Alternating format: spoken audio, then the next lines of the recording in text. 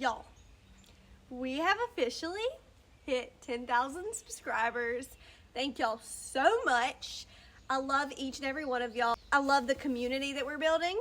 Today, since we have officially hit my first big milestone, yay, I've decided to sit down with y'all on the floor, of course, horse girl style, and I would answer a few questions that I have consistently been seeing and just do a little Q&A. This is just stuff that I've pulled out from Instagram DMs, TikToks, what I've seen a lot of consistent questions with, YouTube comments, just random things. Maybe I'll do this again later in the future if y'all like this, but just leave comments on stuff if y'all want to know something. I'll probably reply to you in the comments. That's what I usually do, but there's some things that people are just repetitively asking me, and I figured I would address them in one video to make things a lot easier for y'all. Let's get into it.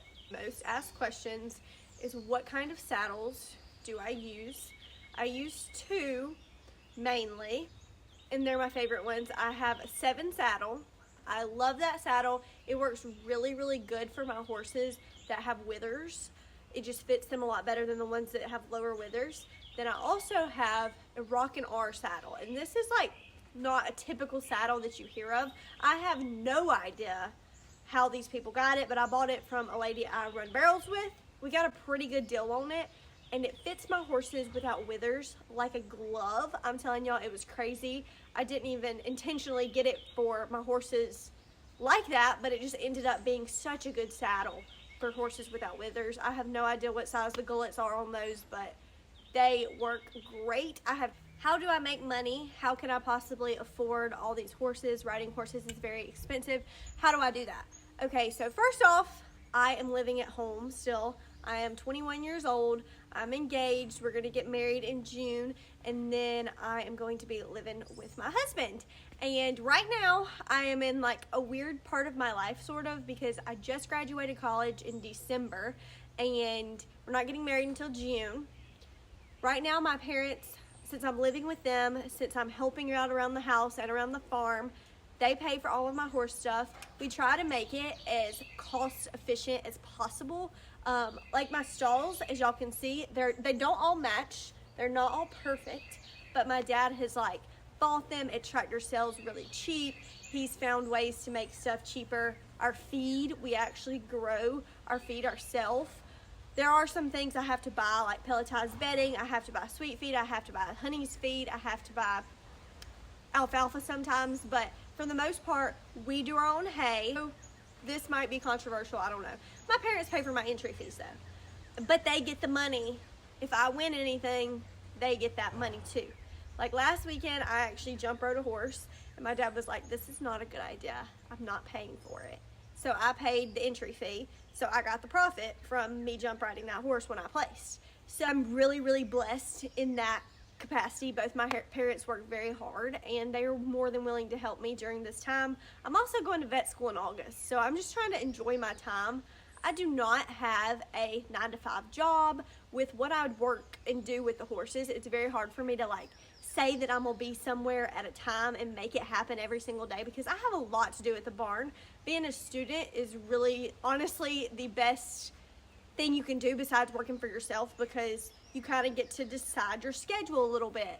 I mean, some days it's obviously hard, and some days I might not be able to spend as much time in the barn as I wanted to, but ultimately you make it work. And honestly, I also make content, so I get a little bit of money here and there from brand deals or YouTube sometimes, not much, TikTok, not much, but it's enough to like buy me wants. It's nice. And also, my fiance, who is going to be my husband very soon, he has a full-time job, and he is more than happy to help with our needs. Horses are very expensive, but if you do it in a conscious way, like a cautious way with your money, it is very affordable. Honestly too, all my horses, I raised them from 6 months old. We bought Honey at 1.5 years, but none of my horses are like $50,000 horses. I'm working with stuff that I am breaking myself, that I am training myself, and that's part of the reason that I'm not where I want to be yet with that, but I'm hoping that all my hard work will eventually pay off. But as long as you are cautious about the money you're spending. Riding horses and being an equestrian does not have to be very expensive. Who did I breed Ladybug to make Olive? Who is Olive's sire? Tomahawk and Firewater. Ladybug is by Best Advice. She's a really good mare. She just got hurt in 2019, so I haven't ran her since then. She was pretty decent when I ran her, but she was never a 1D horse. But Olive will hopefully have a little more gas to her and be a really nice mix. Do not get married so young. You need to experience your 20s. No, thank you. If my 20s include partying and acting like a fool, I prefer not to. Not that there's anything wrong with, you know, you do you. I'm not judging you, but that's not for me. I personally always wanted to get married younger. I'll be 22 when we get married. I'm 21 now. I turned 22 in June. And I never wanted to run around and act crazy in my 20s. It's never been on my list. I am a Christian. Joe's a Christian. And honestly, we are not moving in together before we get married. And I know that probably makes us get married a little quicker because we obviously want to live together. We want to spend more time together. But we're ready for this next step, and it is our decision. So that's all I'll say. I haven't really seen that question a lot. I think it's because everyone knows I'm from the South and we get married younger in the South. I wouldn't say 21 and 23 are very young to get married, but I know up north people get married a little bit older than that. I felt like this was a great time to finish this story. I posted a short on YouTube talking about sort of what happened, a quick format, but shorts won't let you post anything over a minute long, so I really couldn't explain myself well enough. This is how my fiance, Joe, got conned by people off of Facebook Marketplace. So Joe was selling his Tundra on Facebook Marketplace. It's like a 2011. He's had this truck forever. Well, he was talking to this guy on Facebook Marketplace for probably a week and a half, maybe even longer. He was just interested in buying the truck. He wanted to come see it super bad, but he was from a ways away. Like he had said he was like 3 hours away. So they scheduled a time to come and look at the truck. Well, me and Joe this morning, we decided we want to go fishing. So we take off in the truck with the boat attached and we go an hour and a half to the lake there, hour and a half back. Like we're driving this truck, not going like barely anywhere. We're going kind of far. Like we are taking this thing on a trip. Well, and they're supposed to be meeting at Joe's grandparents' house. I know meeting anybody from Facebook Marketplace is so stupid anywhere that's not in a public place. Like I tried to tell Joe that before, but he didn't think anything was going to go south. He thought it was going to be fine. And more than likely it was going to be fine, but you should never always meet at a public place. Like we know that now. Joe's never going to do it again, but I will say at least like at his grandparents' place, his grandparents are there to step in if something were to happen. At least it's not like somewhere where no one can help him, you know?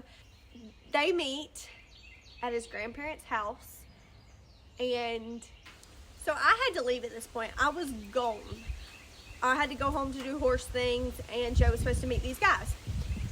2 foreigners showed up, and Joe had an idea that they were foreigners, maybe. He didn't know there was going to be 2 of them, but he wasn't 100% sure. So 2 people come, and they're checking out Joe's truck. Joe's there. One of them starts talking to Joe while the other one goes around and like pops the hood, starts looking around, and Joe's like, "What are you doing?"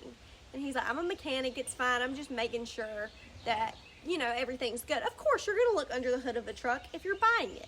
Well, Joe and them go on a test drive. Joe, I don't really know what the seating situation was, but they're on a test drive and the truck starts acting insane, like crazy. It starts acting like it's blown up, like the motor's blown up. He pulls back into his grandparents' house with the guys, and the guys are telling him like there's oil pouring out of the bottom of the truck. Like something is obviously wrong here. And we just drove it to the lake and back. Like it wasn't a big deal. but something is obviously wrong now. And the guys are just sitting there, they're like, Joe, like, I'll give you less than half of what you want for it because this is junk. We will drive, we'll call a tow truck, we'll hire some people, we'll let somebody come get it, like, no problem, but it's blown up. We'll just use it for parts. And Joe's like, no, like, we just drove this truck. I'll figure out what's wrong with it. It's not a big deal. The men leave, thank goodness, and Joe starts looking at the truck. Well, first off, Joe actually calls me, and he's like, you'll never believe what just happened. Like, the truck absolutely blew up. And I was like, well, that truck is kind of old. Like, who knows, whatever. Editing Cassie here, I realized that it cut out, like, the rest of the story. So, basically, after Joe had called me, and he figured out that these guys had unplugged the coil packs and poured oil on everything in the inside. Oh my gosh, there's a bug. Poured oil over everything to make it look like it had exploded, and when they took it on that test drive, it was acting like it had exploded because of what these guys had done. He ended up calling some people in the law enforcement, and I truly think that he just got the right people mad, because I don't think that our small little town would have done much about this situation or would have thought there would be anything they could do. But these people were determined after Joe told them the truth of what happened and how he got conned and how mad he was. I just think he really got the right people involved. And when he did that, they were not stopping until they got these men something, until they got them jail time something. So Joe ends up still talking to these guys that night, and he's trying to just keep them on the hook, like keep them going. And then he texts them and he's like, y'all gotta come back in the morning.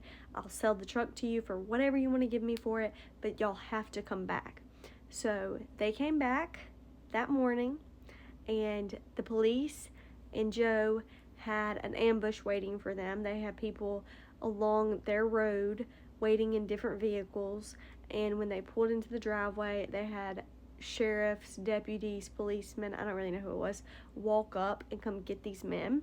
And they arrested them. It ended up being actually 3 men that came back, not 2 this time, which was crazy. But yeah, to wrap it all up for y'all, the men ended up being arrested. They were held under custody until they realized also that they did not have a legal way to be over here. Their permits had expired or something like that, and they were from Romania, so ICE got them and they were shipped back to Romania. So really, that was insane, but I'm really glad that Joe took the extra steps to get those people gone so that they wouldn't do it again, and maybe they would scare other people to not do it again as well. Why does your horse walk off when you're trying to get on her? This is not something I train Blaze to do or any of my horses to do. Sometimes they do this. I ride very young horses. Blaze and Lee are 5 years old. They're still learning everything. And as soon as they do that, I will stop them. I will back them up. I will make them do what I want them to do. But it's just something that we have to work through because they're so young. The little things like that are just stuff that you work on consistently, but they're not that huge of a deal. Thank y'all so much for watching this video. And thank y'all so much for 10K.